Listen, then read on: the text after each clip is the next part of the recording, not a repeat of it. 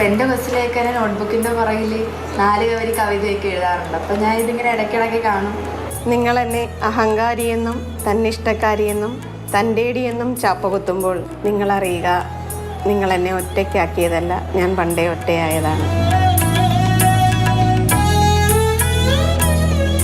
ലഹരി എന്ന് പറഞ്ഞാൽ നമ്മുടെ നാടിനെ തിന്നുകൊണ്ടിരിക്കുന്ന വിപത്താണ്. ലഹരിയെക്കുറിച്ചുള്ള വാർത്തകളല്ലേ, ലഹരി ഉണ്ടാകുന്ന പ്രശ്നങ്ങളല്ലേ മൊത്തം കാണുന്നത്. നെഞ്ചിനകത്തുള്ളിൽ തീയ, പ്രത്യേകിച്ച് അമ്മമാർക്ക് നമ്മുടെ മക്കൾ എങ്ങനെ ആവും എന്നുള്ള ടെൻഷനാണ്. സ്കൂളിൽ നിന്ന് ഇങ്ങനെ ഒരു കാര്യം കിട്ടിയപ്പോൾ നമുക്ക് ലഹരിയെക്കുറിച്ച് തന്നെ എഴുതാം.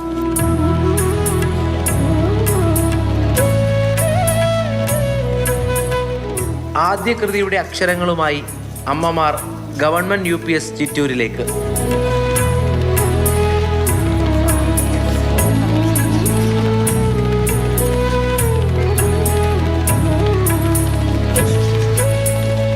പൂർത്തിയാക്കിയതിൻ്റെ സംതൃപ്തി, ആശയം നന്നായോ എന്ന ആശങ്ക, കന്നി എഴുത്തുകാരിൽ പല ഭാവങ്ങൾ.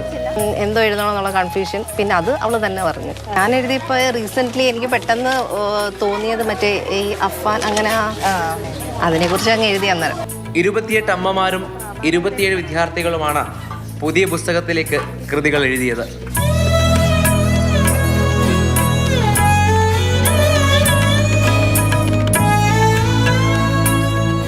അകത്തളങ്ങളിലുള്ള അമ്മമാരുടെ ഹൃദയത്തിൽ ഇത്രത്തോളം ആശയങ്ങളുണ്ടോ എന്ന് ആ പുസ്തകം വായിക്കുമ്പോഴേ നമുക്ക് മനസ്സിലാവത്തുള്ളൂ.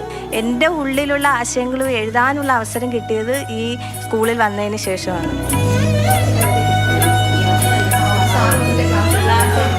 ഇപ്പോഴും ഉണ്ട്. അന്നൊക്കെ നമ്മൾ മോണായിട്ട് സ്ക്രിപ്റ്റ് എഴുതി തയ്യാറാക്കി വെച്ചതാണ് ഇതിലൊക്കെ പ്രവർത്തിച്ചത്. നല്ലൊരു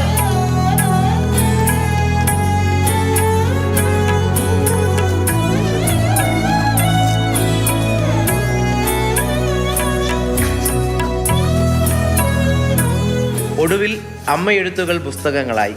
കുഞ്ഞു പെൻസിലും മഷിപ്പേനയും എന്ന പുസ്തകത്തിൽ മക്കൾ അമ്മമാരുടെ എഴുത്തുകൾ തിരഞ്ഞു.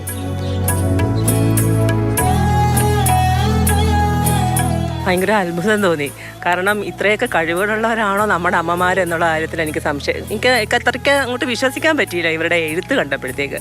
പിതാക്കളില്ല, മാതാക്കളേ ഉള്ളൂ. പിതാക്കൾ അതുകൊണ്ട് പിണങ്ങിയിരിക്കുകയാണ് ഞങ്ങളോട്. അപ്പോൾ ഞങ്ങളുടെ കുട്ടികളുടെ അമ്മമാരെല്ലാവരും എഴുത്തുകാരായി എന്നുള്ളതാണ് ഏറ്റവും വലിയ. എനിക്ക് തോന്നുന്നു ഈ ഒരു പൊതുവിദ്യാലയങ്ങളിൽ ഇങ്ങനൊരു സംഭവം, ഇങ്ങനൊരു പുസ്തകം ഇറങ്ങിയിട്ടുണ്ടോ എന്ന് എനിക്ക് സംശയമാണ്. സംയുക്ത ഡയറി എന്ന് പറഞ്ഞാൽ 1ാം ക്ലാസ്സിലൊക്കെ ഉണ്ടെങ്കിലും ഇങ്ങനെ രചനകൾ ഇറങ്ങുന്നത് ആദ്യമായിട്ടായിരിക്കുന്നതാണ് എൻ്റെ ഒരു വിശ്വാസം. അതിനകത്ത് ഞങ്ങൾക്ക് അഭിമാനമുണ്ട്. പൊതുവിദ്യാഭ്യാസ വകുപ്പിന്റെ സമഗ്ര ഗുണമേന്മ പദ്ധതിയിൽ വിരിഞ്ഞ ആശയമാണ് ക്ലാസ് മുറിക്ക് പുറത്തുള്ളവരെ ചേർത്തു പിടിക്കുന്നത്. 2024-25 വർഷത്തെ ഒരു മികവ് പ്രവർത്തനമായിരുന്നു നമ്മുടെ ഇപ്പോൾ ഈ കണ്ട മഷി പേനയും കുഞ്ഞു പെൻസിലും എന്നുള്ള ഒരു പുസ്തകം. എനിക്ക് 36 വർഷം സർവീസ് ഉണ്ട്. എൻ്റെ സർവീസ് ചരിത്രത്തിലെ ആദ്യത്തെ ഒരു സംഭവമാണ് ഇങ്ങനത്തെ ഒരു. പൊതുവിദ്യാഭ്യാസത്തിന്റെ തണലിൽ അമ്മമാർ എഴുത്തുകാരാകുകയാണ്. മക്കൾ അക്ഷരങ്ങൾ വായിച്ചു തുടരുകയാണ്.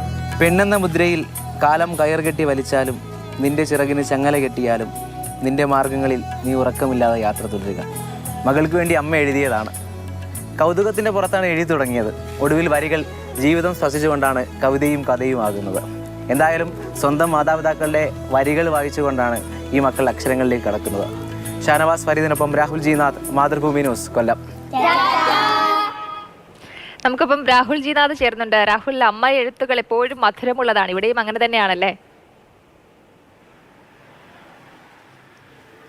ഇവിടെ മധുരത്തിനപ്പുറം അല്പം ഗൗരവമുണ്ട് എന്നുള്ളതാണ് എനിക്ക് തോന്നിയത്. കാരണം എനിക്ക് ഈ വാർത്ത ലഭിച്ച വഴി, ഈ വഴികളെല്ലാം ഭയങ്കര രസമാണ് വാർത്ത ലഭിക്കുന്നത്. ഇതിൽ ലഭിച്ചത് നമുക്ക് എൻ്റെ ഒരു പ്രിയപ്പെട്ട സുഹൃത്ത്, കോളേജിൽ പഠിച്ച സുഹൃത്ത് സെയ്റ വഴിയാണ്. സെയ്റ എന്നെ വിളിച്ചിട്ട് പറഞ്ഞത് എൻ്റെ അമ്മ പഠിപ്പിക്കുന്ന സ്കൂളിൽ ഒരു കൗതുകമുണ്ടായി എന്ന് പറഞ്ഞാണ് പറയുന്നത്. നോക്കിയപ്പോൾ ഒരു UP സ്കൂളിലെ വിദ്യാർത്ഥികളുടെ അമ്മമാരൊക്കെ സാഹിത്യ പ്രവർത്തനത്തിലേക്ക് കടന്നിരിക്കുകയാണ്, അല്ലെങ്കിൽ എഴുത്തുകാരായി എന്ന് ആണ് പറഞ്ഞത്.